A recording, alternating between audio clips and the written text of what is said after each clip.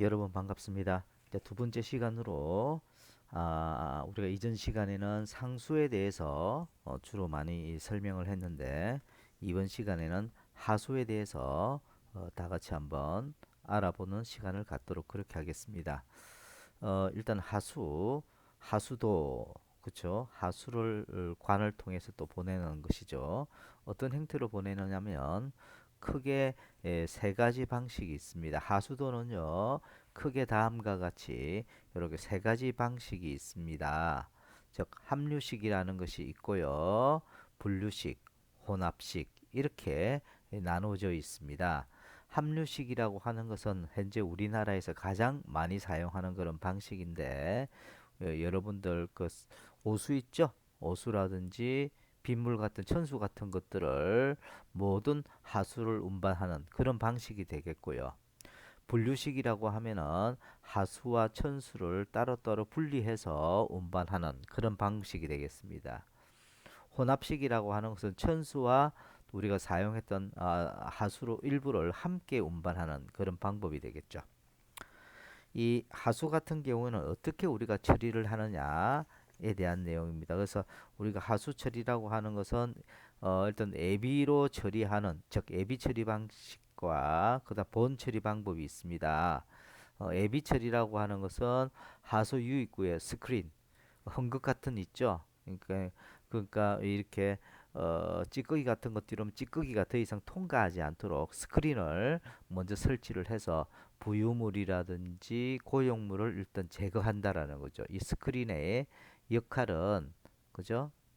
이 부유물이라든지 고용물들을 제거한다라는 거죠. 제거해서 침사조에서 유속을 감소시켜서 즉 해당되는 그 침사조에서는 이제 유속, 즉 물을 정지를 시켜서 비중이 높은 물질이 가라앉도록 한다라는 거죠. 그것이 이 하수를 처리하는데 애비 처리가 되겠습니다. 그다음에 이제 본 처리라고 하는 것은 혐기성 분해 처리, 호기성 분해 처리라고 있는데 이 호기성이라고 하는 것은 뭐냐면 해당되는 어떤 균이 그죠? 산소를 그죠? 좋아한다라는 것이죠. 그래서 산소를 호흡을 하면서 유기물을 분해하는 그런 형태고 혐기성이라고 하는 것은 그죠? 무산소 상태에서 산소를 호흡하지 않는 즉 무산소 상태에서 유기물을 분해하는 그런 과정을 혐기성이라고 합니다. 그래서 이런 정도만 알아두시면 되겠습니다. 일단 혐기성 처리라고 하는 것은 그 의미만 한번 보도록 하죠. 혐기성균이 무산소 상태에서 유기물을 분해하는 그런 과정을 우리가 혐기성 처리입니다. 지금 하는 거는 뭐죠? 하수 처리에 대한 내용을 이야기하는 거죠. 그건 크게 두 가지가 있습니다. 혐기성 처리는 부패조라는 것이 있고 인포탱크 이 두 가지 있다라는 정도만 그냥 알아두시면 좋겠습니다. 그 다음에 이제 호기성 분해 처리 앞에서 했던 혐기성 같은 경우는 무산소 상태죠. 그런데 호기성 분해 처리는 산소 상태에서 유기물을 분해 처리하는 그런 방법이 호기성 분해 처리라고 보시면 되겠습니다. 여러 가지 방법이 있는데 그 중에서 가장 대표적인 방법이 활성온이법이라는 거. 이것만 한 가지 체크해 주시면 되겠습니다. 활성온이법 같은 경우에는 1912년 영국에서 시작된 어떤 그 방법입니다. 생물학적 처리 방법 중에서 가장 진보된 하수 처리 방식이다. 즉 하수의 활성 온위를 하수 체적의 20에서 20%를 가하고 한 2시간에서 4시간의 충분한 공기를 공급해서 이 호기성 균들의 활동에 의해서 유기물을 산화시키는 그런 방법이 되겠습니다. 그래서 뭐 이러한 전체적인 내용들이고 한번 살펴봐 주시면 좋겠습니다. 그냥 참조만 해주시면 좋겠습니다. 그 다음에 우리가 앞에서 했던 호기성 분해 처리 중에서 활성 온이법이 있지만 또 살수 여상법이라는 것이 있습니다. 그런 것이 있다라고만 봐주시면 되겠습니다. 저 비교 방식이 있는데 활성 온이법, 살수 여상법 두 가지 내용들을 한번 비교를 한번 해보도록 하겠습니다. 그래서 활성온이법 같은 경우에는 고도로 숙련된 기술이 필요하지만 살수 여상법 같은 경우에는 특별한 기술이 필요치 않습니다. 경제성 부분에서 봤을 때는 활성온이법이 좀 경제적이고 살수 여상법 같은 경우는 좀 비경제적이다. 그리고 활성온이법 같은 경우 처리 면적이 적어도 괜찮지만 살수 여상법은 좀 넓어야 된다라는 것이고 수량의 변화는 변화에 용이하지 않은 것이 바로 활성온이법이고 변화에 용이하다. 그러니까 수량에 비해서 일정하게 우리가 처리가 돼야 된다라는 것은 활성온이법이고 어떤 그 양에 대해서 저 유동성이 있는 그죠 부분이 저희 살수 이상법이다라고 보시면 되겠습니다. 수압으로 보면 활성온이법은 저수압이고 살수 여상법은 좀 높은 수압을 가지고 있다. 주로 어디서 이용이 되느냐면 활성온이법 같은 경우에는 도시 지역의 어떤 하수 처리할 때 주로 많이 이용되는 방법이 활성온이법이고 산업폐수라든지 이런 부분에 주로 많이 이용되는 부분이 바로 살수이상법이더라. 이렇게만 여러분들이 기억을 해 주셨으면 좋겠습니다.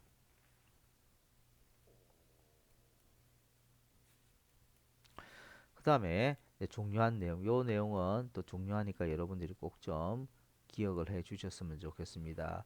그러면 하수의 오염을 어떻게 측정하느냐라는 겁니다. 크게 여기서 제시하고 있는 것이 세 가지를 제시를 하고 있죠. COD 방식을 이용해서 하수 오염을 측정하는 방법이 있겠고요. BOD, DO를 이용해서 하수 오염을 측정하는 방법이 있습니다. 그래서 첫 번째 이 BOD부터 BOD라고 들어보셨죠? 그래서 BOD라고 하는 것은 우리나라 말로 풀어서 이야기하게 되면은 생물학적 산소 요구량이라고 하는 것이 바로 뭐다? BOD라는 겁니다. 그래서 원어로 BOD의 약자를 보니까 바이오케미칼, 그죠? 생물학적 옥시전 산소 디맨드 요구량이라는 것입니다. 그래서 BOD라고 우리가 이야기를 한다라고 보시면 되겠습니다. 그래서 그러면 이 BOD라고 하는 것은 뭐냐 한마디로 생존에 즉 생존에 산소가 필요한 그러니까 세균이 생존하는데 필요한 산소 량인데 여기서 보시면 정확하게 이야기하면 수중에요. 이제 이 강물이 이렇게 있으면 수중에 이런 유기물들이 떠가 있을 거 아니에요. 떠가 있을 때 해당되는 어떤 세균들이 이런 세균이 있습니다. 이 세균들이 그죠? 이러한 유기물들을 분해 정화하는데 소비되어지는 이 세균의 산수 소비량입니다. 즉 이러이러한 어, 음, 예를 들어서 밥 찌꺼기라고 봅시다. 이런 밥 찌꺼기를 어, 산화 분해하는데 그죠? 이러한 세균들이 얼마만큼의 산소가 필요로 하느냐라는 거죠. 그러면 결론적으로 이야기를 해서 산소 요구량, 즉 BOD가 높으면 높을수록 그죠? 이 강물의 하수는 오염이 많이 되었을까요? 아니면 오염이 적게 되었을까요? 한번 생각해 보시기 바랍니다. 즉 이러한 어, 세균들이 그죠? 이런 세균들이 이러이러한 유기물들을 산화분해하는데 필요로 한 산소량이 많으면 많을수록 즉 이 말은 무슨 말이냐면 그만큼 산소 요구량이 많다라는 것은 이런 찌꺼기가 많다라는 것이죠. 이 유기물들이 많기 때문에 많은 세균들이 호흡을 하게 되겠죠. 이 호흡량 수가 즉 호흡하는데 필요한 산소량이 많다라는 이야기는 그만큼 세균 수가 많다고 보시면 되겠죠. 이 유기물을 처리하는데 세균들이 많다라고 보시면 되겠죠. 그쵸? 그러면 결론적으로 무슨 말입니까? 이 강물이 즉 BOD가 높으면 높을수록 이 강물은 많이 오염되었다라고 볼 수가 있다라는 거죠. 그쵸? 그렇게 보시면 되겠습니다. 그래서 이제 보통 우리가 BOD5라고 이렇게 표시를 하는데, 이 5라고 하는 것은 뭐냐면 이, 이 강물의 온도가 보통 20도씨에서 50일간, 그죠? 수중 유기물을 산화 분해하는데 얼마만큼 이 세균들이 산소의 요구량이 필요한지, 그에 대한 부분이 바로 BOD다, 이렇게 보시면 되겠습니다. 그래서 보시면 이 BOD 같은 경우 물 속에 있는 유기물의 오염 정도를 우리가 표시를 한다라고 보실 수가 있죠. 그래서 따라서 아까도 제가 잠시 설명드렸다시피 BOD가 높으면 높을수록 그 해당되는 강물이 많이 오염이 되었다라고 우리가 이해하면 되겠죠.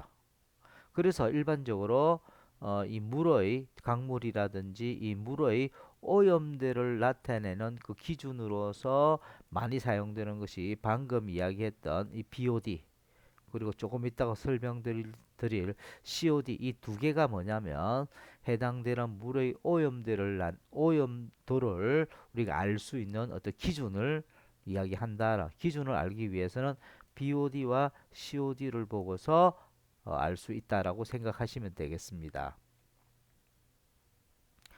그 다음에 이제 DO라는 것이 있어요. Dissolved Oxygen. 어, 녹아 있는 산소량인 것이죠. 즉 물 속에 있는 산소량을 우리가 DO라고 이야기를 합니다. 용존산소량이라고 하죠. 그래서 물 속에 용해되어 있는 산소량을 우리가 용존산소량이라고 하는 것인데, 그러면 DO가 높으면 높을수록 그 강물의 오염도는 좀 적다라고 볼 수가 있겠죠. 그렇죠? 그래서 수중에 유기물이 늘어나면서 산소 소비가 양이 줄기 때문에, 그죠? 많은 유기물이 늘어나면 봅시다. 이 강이 이렇게 있다 그러면 이런 찌꺼기들이 많으면 많을수록 세균들이 더욱더 많아지겠죠. 세균들이 많아지면, 그죠? 많아지면 호흡량도 많아지고 산소량 요구량이 많아지면 실질적으로 물속에 있는 산소량은 줄어들 수밖에 없겠죠. 그래서 그렇게 여러분들 해석하시면 되겠습니다.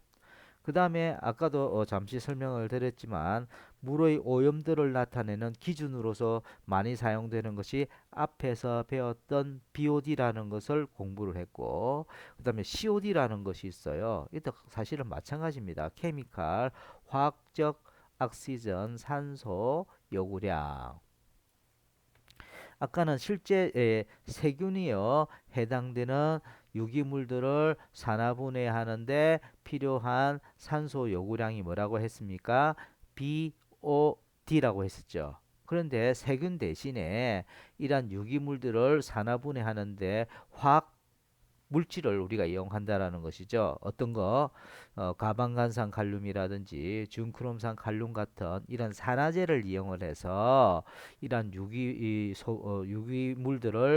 산화 분해시키는데 이런 필요한 산소량을 뭐라고 하느냐면 바로 COD라고 하는 겁니다. 그때 이때 사용되어지는 산소량은 ppm으로 우리가 그 단위를 표시하기도 하고 미리그램 리터당 미리그램으로 우리가 표시도 합니다.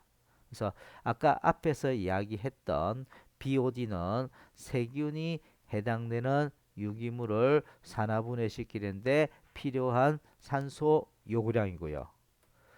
COD는 뭡니까? 세균 대신 화학물질, 아까 산화제 같은 이런 화학물질이 유기물을 산화분해시키는데 필요한 산소량을 COD라고 합니다. 이 둘 다 뭡니까? 물의 오염도를 나타내는 기준으로서 많이 사용된다라고 보시면 되겠습니다. 그럼 이 부분도 한번 여러분들이 좀 이해를 해 주셨으면 좋겠습니다. 강물에 만약에 하수가 들어오면 하수가 들어오면 어떻게 됩니까? 용존산소량은 당연히 낮아지겠죠. 그죠? 하지만 BOD 수치, 또 BOD라든지 COD 수치는 그죠? 높아지겠죠. 하수 오염이 높으면 높을수록 BOD라든지 COD 수치가 높아지겠죠. 그죠? 그래서 어느 정도 시간이 지나야 미생물이 유기물을 분해해서 정상 범위에 들어가게 된다. 그래서 여기서 했던 요 부분들은 모두 다 중요한 내용이니까 꼭 좀 여러분들 그 외워 주시기를 부탁드리겠습니다. 그 다음에 소독과 멸균 요 부분 한번 보도록 하겠습니다. 여기서 보시면 음, 여기서 보시면 어, 이 살균 작용이라고 하는 것은 뭐냐면 정상적인 미생물을 죽이는 어떤 작용을 살균 작용이라고 하는데 그 강도에 따라서 소독이라고도 하고 멸균이라고도 합니다. 그래서 그 내용은 조금 이따가 다시 한번 살펴보도록 하겠습니다. 소독이라고 하는 것은 병원균을 죽여서 감염의 위험성을 제거하거나 최소화할 때 우리가 소독이라고 합니다. 하지만 완전한 무균 상태는 아니라는 것이죠. 소독을 했다고 해서 완전하게 무균된 그런 상태는 아니라는 것이고, 그래서 소독제에 대해서 한번 설명을 드리면 소독의 목적으로서 사용되는 화학약품을 우리가 소독제라고 합니다. 주로 미생물을 죽이는 화합물로 무생물성 물질에만 사용하죠. 주로 소독을 할 때 그렇지 않습니까? 여러분들 우리가 치위생 기구 같은 경우 있죠. 기구 같은 것들을 소독할 때는 뭐 이게 무생물성 물질이잖아요. 이럴 때는 주로 소독을 하게 되고요.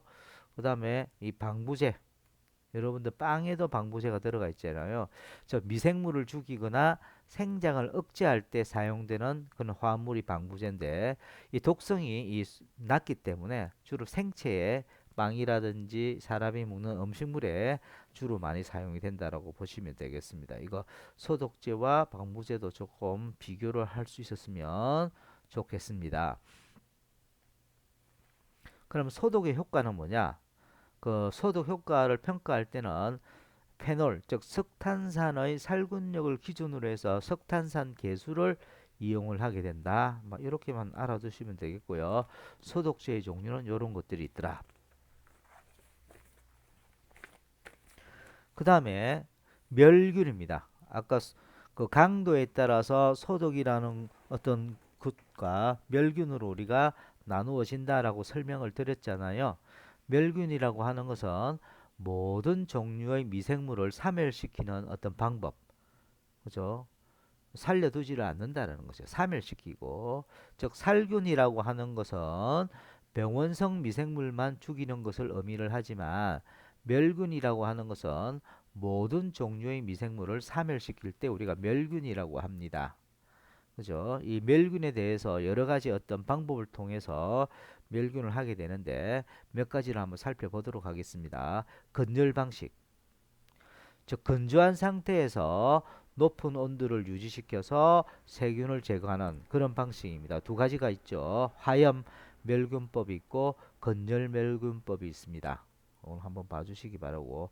화염이라는 것은 불꽃을 접촉시켜서 미생물을 멸균시키는 것이고 건열 멸균법은 건열 멸균기가 있습니다. 거기에 넣어서 미생물이라든지 거기에 있는 포자들을 완전 멸균시키는 그런 방식이 있습니다.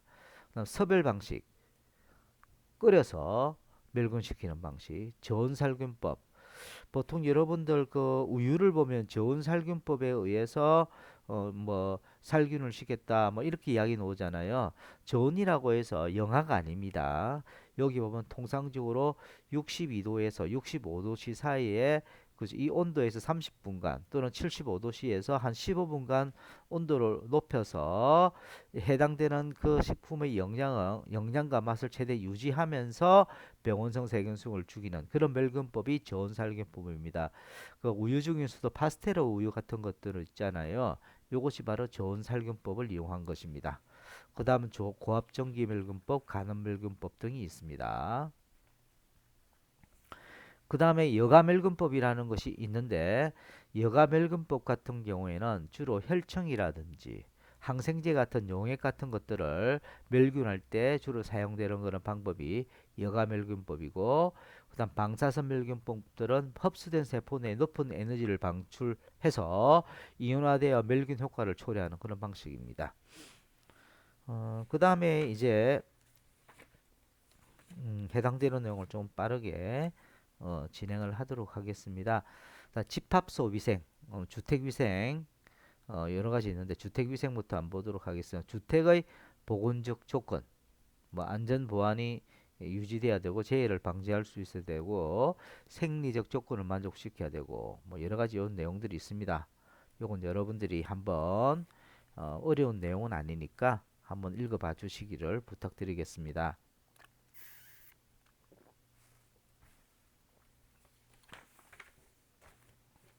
그렇죠. 이것이 주택의 보건적 조건이다. 그다음에 환기가 뭡니까?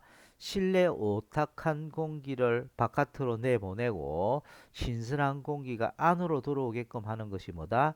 환기다. 환기에 보면 중성대라는 것이 있습니다. 중성대가 뭔지 한번 보도록 하겠습니다. 우리가 이렇게 되어 있으면 창문으로 보면 내려올 때는 어떻게 됩니까? 공기는 하부로 이렇게 들어오게 되고 그죠? 나갈 때는 어떻게 됩니까? 상부로 이렇게 나가게 된다라는 거죠. 그래서 들어오는 공기는 하부를 통해서 들어오게 되고 나가는 공기는 상부를 통해서 나가게 되는데 이렇게 겹치는 이 점, 즉 중간에 압력이 0이 되는 이 지대를 뭐라고 한다? 중성대라고 합니다. 그래서 이 중성대는요, 어느 부분에 형성되는 것이 좋느냐면 천장 가까이 좀 높을수록 좋다. 그리고 환기량이 크고 방바닥 가까이 있으면 아무래도 환기량이 적습니다. 여기 보면 천장 가까이 형성되었을 때 환기량이 좀 크다라는 것이죠. 밑으로 갈수록 환기량이 적어진다. 그다음 한번 읽어봐 주시고 어, 그 창의 방향은 남향이 가장 밝고 광선을 받을 수 있어서 좋다. 막 이런 거 한번 봐주시고요. 그다음에 인공 조명에 대해서 보시면 예를 들어서 고체 액체 또는 가스를 연소하거나 전기 에너지를 사용하는데 전기 에너지를 이용하는 것이 좀 위생적이다라는 것이고 조명색은 주황색이 좀 좋다라는 것이죠. 눈에 또 너무 강한 음영이나 현의를 일으키지 않도록 하는 것이 좋다. 그 다음에 뭐 보시면 아시기 조도는 좀 균등하면 좋겠고 인공 조명 방식 같은 경우에는 뭐 직접 조명이 한 90에서 100%뭐 이렇게 돼 있고요. 어쨌든지 어 인공 조명의 장단점은 직접 조명보다는 눈의 보호를 위해서는 간접 조명 방식이 좋다. 그래서 요즘은 여러분들 거실에도요 형광등이라든지 이러한 LED 등이 바로 직접 오는 것보다는 간접으로 이렇게 돌려서 하는 경우가 많죠. 그래서 눈 건강에는 간접 조명이 좋다라는 것입니다. 한번 읽어봐 주시고 그 다음에 이 조명이 적정하지 않았을 때는 건시라든지 안정피로, 안구 진탕증, 백내장 같은 그러한 부분이 발생할 수 있다라고 보시면 되겠습니다.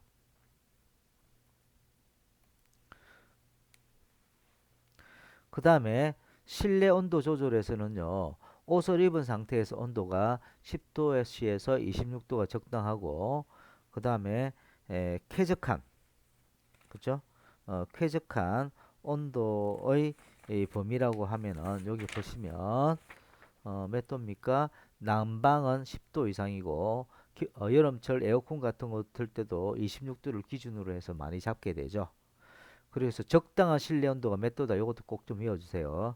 적당한 실내 온도는 16도씨에서 20도로라는 거 외워주시고 적당한 실내 습도는 40에서 70%다. 이것도 꼭 좀 외워두시면 좋겠습니다. 그 다음에 실내외 온도차는 5도에서 7도가 좋고 10도 이상이 되면 몸에 좋지 않다라고 보시면 되겠습니다. 그 다음에 냉방법 같은 경우도 국소 해당되는 국소 냉방법이 있고 중앙냉방법. 중앙냉방법 같은 경우는 큰 빌딩 같은 데서 중앙에서 그죠 냉방하는 그런 방식이 되겠고, 국소는 여러분들 가정에 에어컨디션 즉 에어컨을 두고서 그쪽 해당되는 어떤 지역에만 냉방시키는 선풍기도 마찬가지죠. 이것이 국소 냉방법입니다. 그다음 어복 위생 같은 경우 어복이 필요성, 체온 조절 기능의 보조, 피부 보호, 활동 자유 되겠죠. 그래서 뭐 쭉 한번 봐주시고 이 방한력이라는 것이 있습니다. 방한력에 당에는 시에로라는 거 그거 조금 외워주시면 좋겠고, 그 다음에 분뇨와 보건, 폐기물 처리를 어떻게 할 것이냐 이제 마지막 부분이 될 텐데, 폐기물 처리라고 하는 것은 쓰레기라든지 소각제, 오니, 폐유, 폐알칼리, 동물의 사체 등으로서 사람의 생활이나 사업 활동에 필요하지 않게 된 물을 우리가 폐기물이라고 하는데, 이 폐기물은 다음과 같은 형태로 분류를 하게 됩니다.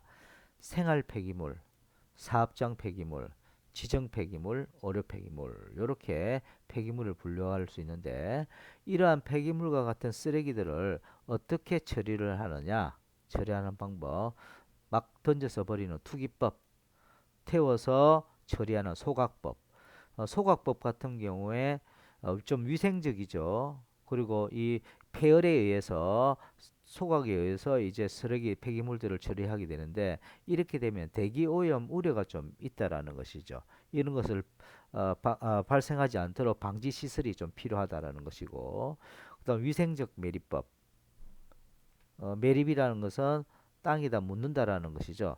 저지대에 쓰레기를 버린 후에 독토 묻는다라는 것입니다. 땅에 묻어서 경제적이고 처리 범위가 넓었고 불연성 쓰레기에 적합하다. 역시 근데 이것도 그렇게 좋은 방법은 아닙니다. 그래서 가장 좋은 방법, 쓰레기 처리법에서 가장 좋은 방법이 뭡니까? 바로 재활용법이 되더라라는 겁니다. 그죠? 그러한 내용들도 여러분들 쭉 한번 살펴봐 주실 거예요. 그래서 이렇게 해서 우리가 사실은 5장부터 시작을 했어야 되는데, 저희 입장에서는 대면 수업을 할 때 5장 같은 경우는 대면 했을 때 더 효과적이기 때문에 이렇게 밀어놨는데, 뭐 또 다음 주도 저희가 또 어떻게 될지 모르겠습니다. 계속 여러분도 알다시피 부산에 뭐 클럽이라든지 이런 데 많은 또 문제가 지금 발생을 해서 또 젊은 층 학생들이 많이 또 연계가 돼 있기 때문에 굉장히 조심스럽고 그렇습니다.